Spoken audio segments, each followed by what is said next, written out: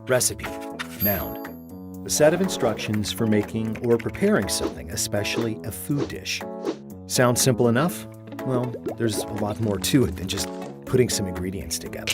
Hi, this is Alton Brown. In order to successfully create a recipe, say a grilled cheese sandwich, you'll need some bread and cheese, of course, a refrigerator to keep the cheese fresh, a pan to cook it in, a source of energy to heat the pan, a knife to spread some butter, a spatula to flip it, spices scoured from the ends of the earth. You get the idea.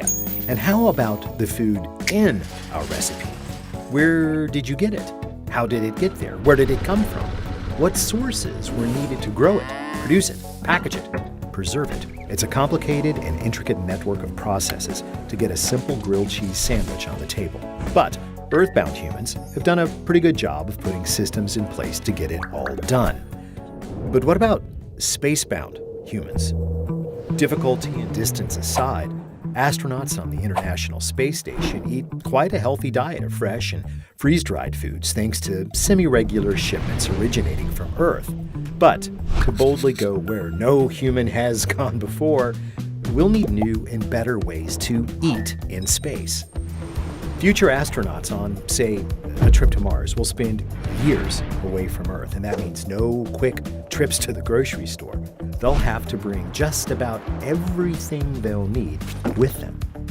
Just like on Earth, when we prepare food in space, we need not only the food ingredients themselves, but we also need energy, water, and other materials to transform the ingredients into nutritional and tasty meals that astronauts will actually want to eat.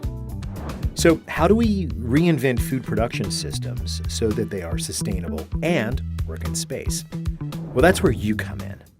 NASA and the Canadian Space Agency are launching competitions, the Deep Space Food Challenge. They're offering prize money for anyone who can come up with novel ways to keep our astronauts fed on future long-duration space exploration missions.